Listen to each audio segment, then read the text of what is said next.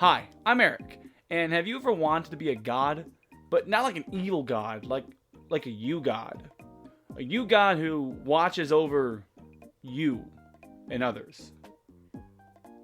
The Nintendo Mii. This little dude. It looks like you, but it isn't you. Almost like an avatar of sort.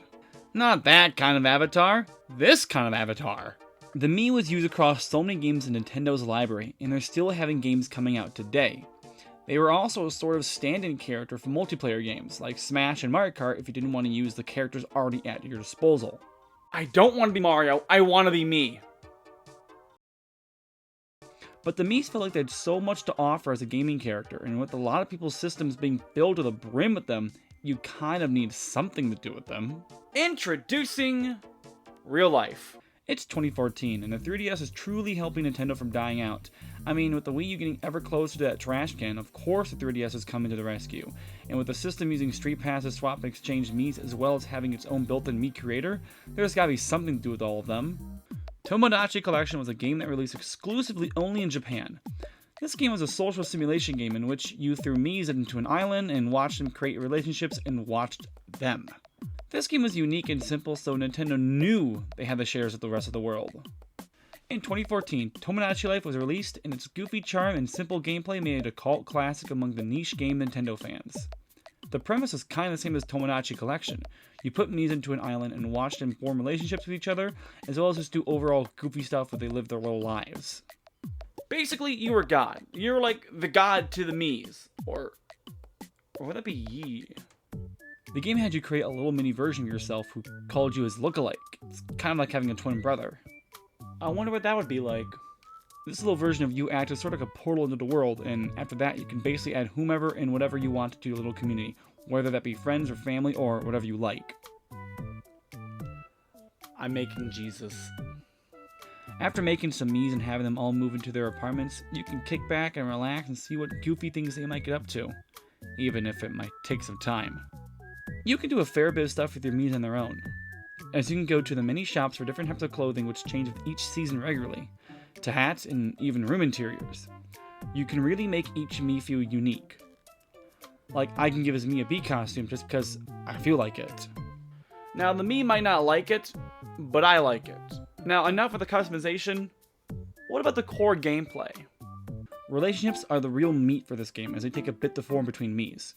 You get your usual ones where a Mii might want to be friends with another Mii due to the little smiley face on their window. But sometimes a heart will pop up above them, and that usually means the Mii wants to get freaky. Mii's can have best friends and even sweethearts. Most of these relationships happen over time by giving Mii similar objects to use with each other or giving them similar interests. My little Mii needed a girlfriend, so I made him my girlfriend. And they live in a house together now. You can test whether or not a relationship will work by using the compatibility tester, though it always isn't correct.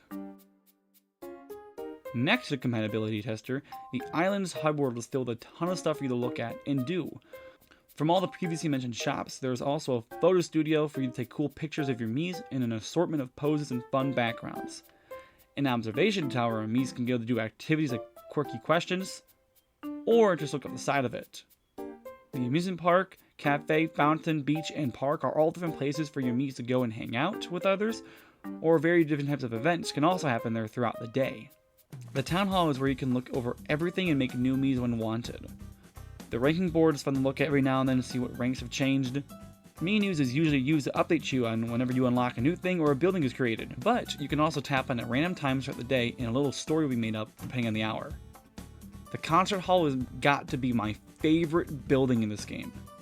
When you get a Mii to level up, either by solving their problems or feeding them food, you can give them an assortment of little things. This including objects, money, and a song. In the concert hall, you can go through each of these songs and change the lyrics to pretty much make whatever you want. Step aside, Hamilton. There's a new musical genius in town.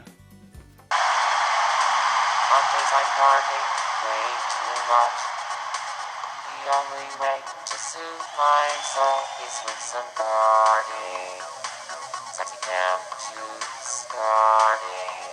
I'm an artist, pencil and paint, canvas and paper. Yeah, you know that it's true, right? All my love,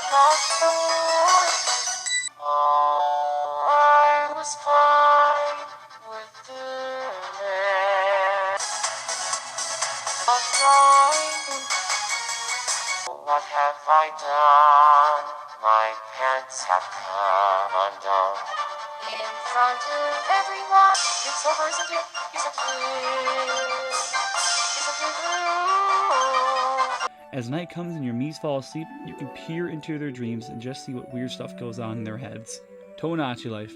Even though it's such a loved game, it does get a bit repetitive after a while. You can only look at the same situations and dialogue so much so often. I really love this game a lot, but even I get bored of it every so often. I need something new. I need a sequel to this sequel. But that's not going to happen. It's been almost like 12 years since it released.